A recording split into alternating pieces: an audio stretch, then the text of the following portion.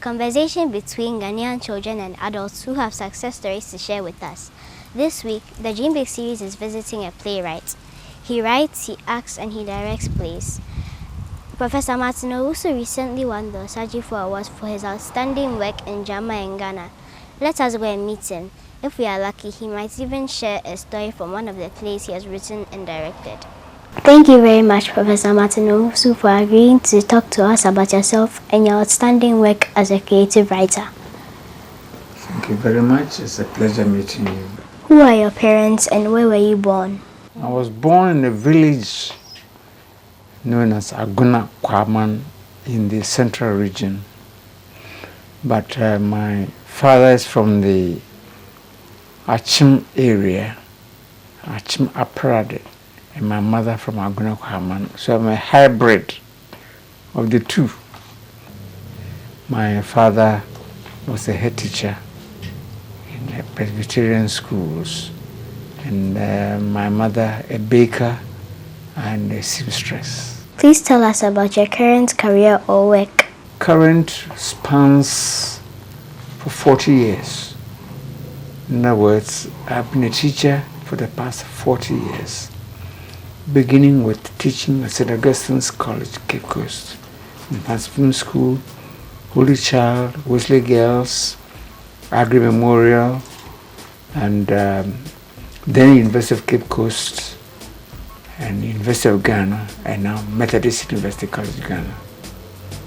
Before then, I've also lectured in the United States. How is it like for you growing up?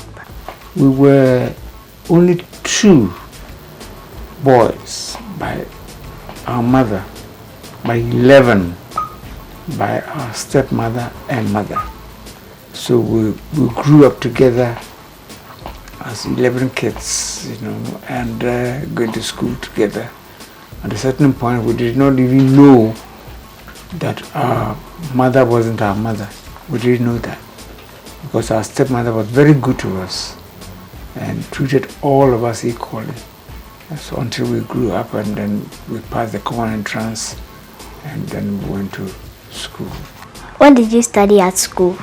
About 45 years ago, we used to study Greek, Latin, French, the arts. But I was very interested in literature, which I carry through to this day. So I've always been a student and a teacher of literature, both English and African literature. As a child, what did you dream about, and have any of those dreams led you here? I wanted to be a seafarer. I wanted to go to sea. So I was thinking of going to nautical college. But then I couldn't swim. So you could imagine somebody who wants to go to sea and couldn't even swim in the swimming pool. And then I met this man called Joe DeGraft at high school. And he really put me on the path to theater, drama. And since then, I've never turned back. And so, there's no chance that when I wrote my first book, I dedicated it to Joe DeGraft. What are the challenges of a writer, and how do you deal with them? My very first book, I bought a car out of it. It was The Adventures of Sasa and the Sea. A little book for class 5, and the Ministry of Education at that time, 1968, bought 55,000 copies for schools. And when the royalties came, I got a check for 1,760 cedis. At that time, it could buy me a car, and I bought a car out of that. Then the following year, it dropped to 7 cedis 60 pesos. You know why? Somebody said I did not go to pay, give a bottle of whiskey for recommending my book So they took it out. And since that day, till this day, there has been not a single play read, studied, produced at the elementary school level. It's a shame. That must be corrected in this country. This idea of we recommend your book, you don't come and give us money, and therefore we take it out and replace it with Alice in Wonderland. It's a shame. The prospects can be good, but the system does not promote the writer. What motivates you to write, and what do you write on? I'm a playwright. What motivates me to write is about man, the human being, the psychology of man, the conflicts, the situations that man finds himself. When I say man, it includes men and women, of course, and all the difficulties, passions, why we go through all the situations we go through. Why? The motivations. Innocent one, beautifully blessed by our Creator, Odumankuma. You are 8 days old in a long journey in life. You and your twin brother both share the same womb for 9 months. Sometimes you don't understand what is behind the mind of man. And there's one great writer, William Shakespeare, who said, there is no art to find the man's construction in the face. You cannot look at a person's face, forehead, and determine what that person is thinking. And therefore, I have embarked upon researching into the psychology, the mind of man. What kinds of characters do you create in your writings? They range from demons, animals, all kinds of things, to kings. The range is so wide. I'm not on a journey to depict one particular kind of person. But the world is made up of a range, a very wide range of human beings. Children, adults, men, women, old age, young age, you and me, sitting here, we are 2 characters, aren't we? So, that is what I write about. Give us an insight on one of your main characters. What does he or she do that's so special? Akusika. In this country, in Africa generally, we tend to have a very negative impression of the deformed people. People who have a deformity, physical or mental, emotional, And Akusika is a character who comes after a child I had who died, who developed what you call muscular dystrophy. It's a muscular disease, and he died at the age of 14. And he motivated me to look into this whole idea of deformity. That in Ghana, when a child, a man, a woman is deformed, he or she cannot, for example, be on the throne. This situation is terrible. You remember that, or maybe you're not old enough, but when the present president appointed a blind person to be a minister of state for chieftaincy, there was a whole kind of situation around that, and it was very sad. Very sad because a blind person is capable, but because he's blind, the world went into flames about that. It's very discouraging. But you know something? No one is perfect.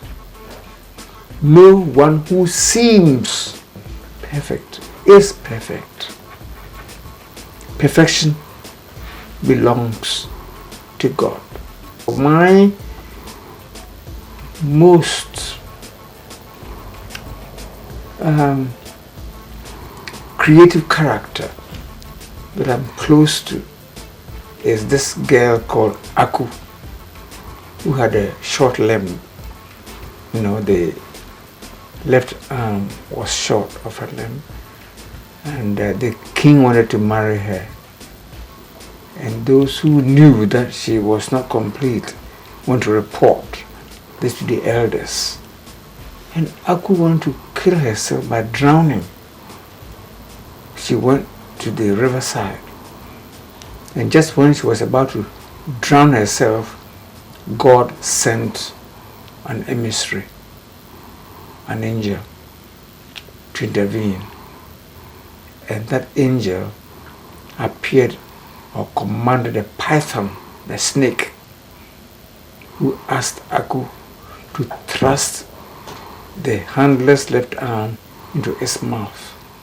And when she pulled it out, the arm was complete. And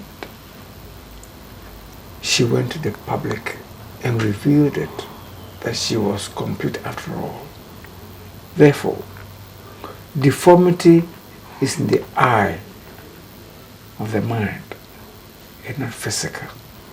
So Akusika, it was all covered in gold. That's why she was called Akusika. What is the hardest thing about writing? Loneliness. Because to write means to sit down, concentrate, be by yourself, be alone, and people who are around you think that you are despising them. You don't care about them.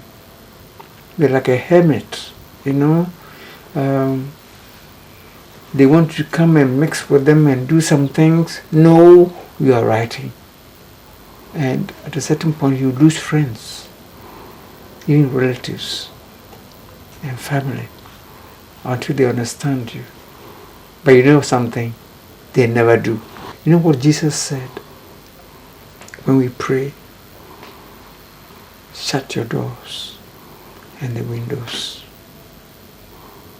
and go inside and pray quietly, silently, and your Father in heaven will hear your prayer. That is writing.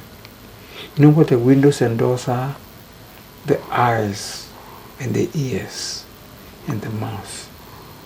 Shut them. How long on average does it take you to write a play? It depends on the kind of play that one is going to write. Okay. Let me give you an example. Sometimes a one-act play, a short play, it takes about 2 weeks. But let me tell you that the story Adansi told, which I wrote when I was a teacher at St. Augustine's, it took me 1 weekend, from Friday to Monday, because I had promised the school, the staff, at a staff meeting, that I was going to give them a play, an African play, to replace a European Aladdin and the Wonderful Lamp. I was under pressure. I typed it straight from my mind, and I finished Monday morning. It was over. That's one. But then, Akusika took me 6 years. 6 years of thinking, dreaming, thinking, characters, what? So that writing is not simply putting things down on paper, but thinking of the scenes, the characters, where to do it, and so forth. And it takes a long time to formulate So that once you start to write, it flows. It's like you become a conduit. How and where do you find inspiration? God. My only answer is God. From nowhere else. God inspires me. He is a spirit who talks to me, who inspires me.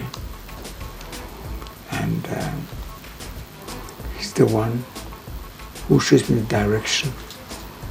And when I'm done, he tells me, you are done. Of course, since I searched the mind of mankind is an inspiration. You are an inspiration. When I see you and the manner in which you speak, you talk to me and so forth, you're an inspiration. The children, my own children, my family, society, this nation, all the men and women who go up and down and observe, they are an inspiration. What are the books you read and why? I'm a lover of William Shakespeare and Greek drama and African theater. I read everything African, but as a playwright, my preference is reading plays and writings about plays. But that is not to say I do not read novels and poetry. In fact, poetry is one of my best areas that I like looking into. Who has influenced you the most? It cannot be one person. My teachers, my friends, my relatives, my children. But if you're talking about writers,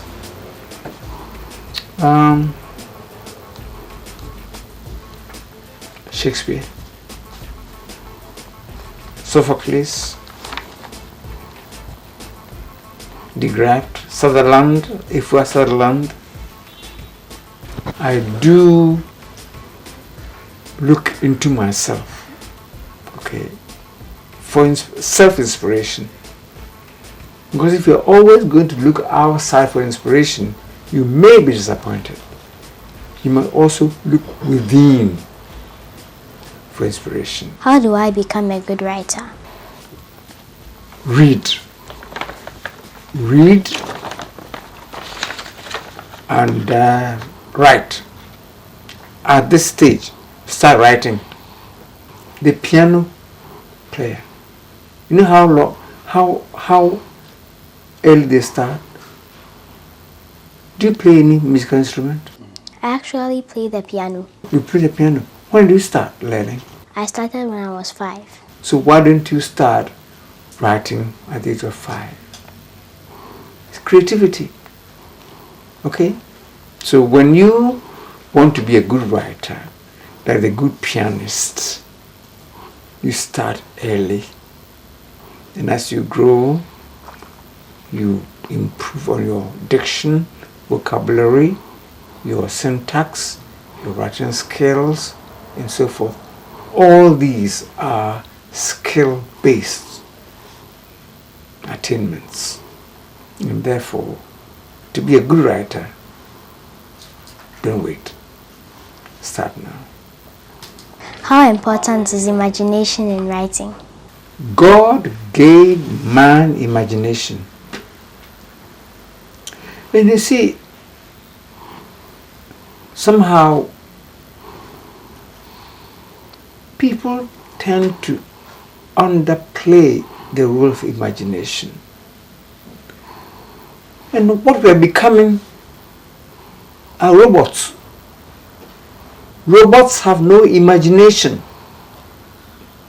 We have become robots in the sense that, money, do this, do that, and so forth, kill, dead, and so forth. So the idea of sitting down and applying the imagination to create.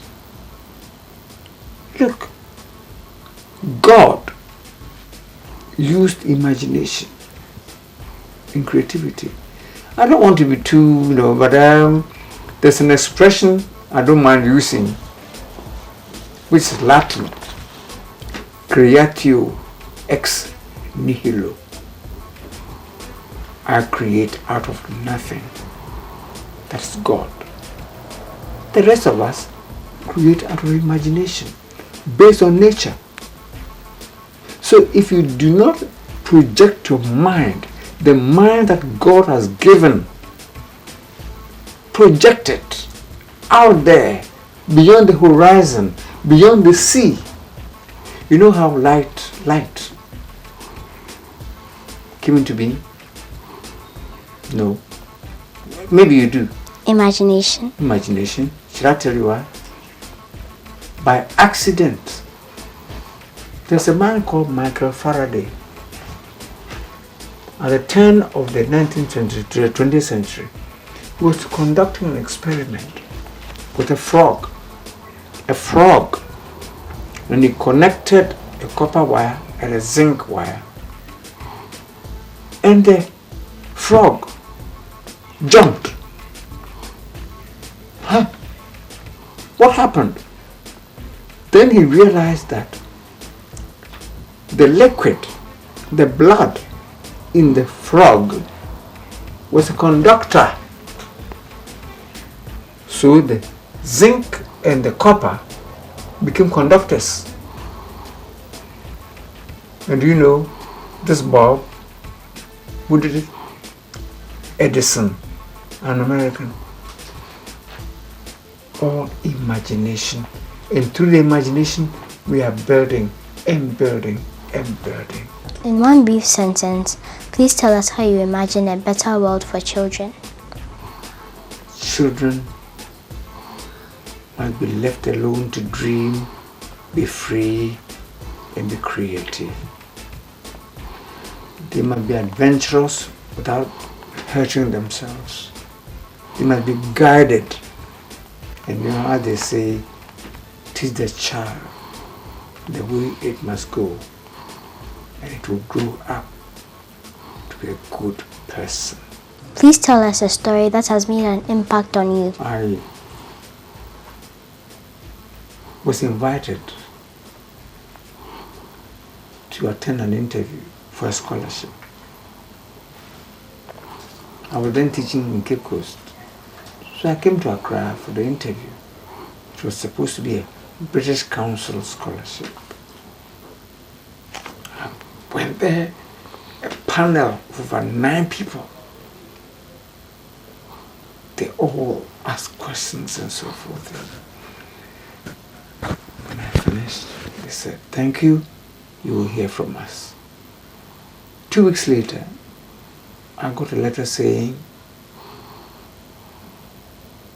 "We are happy to inform you that you are the first runner-up to the award." In other words, I didn't get it. But that if the one who got it declined or didn't accept it, then they would give it to me. You know what?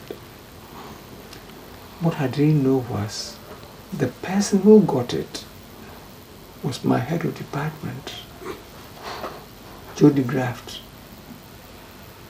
He was awarded the scholarship. And as soon as he heard that I was behind him, he declined. He stepped aside and said, "Martin, go, give it to me." I wept. And I went to Bristol University for a master's degree.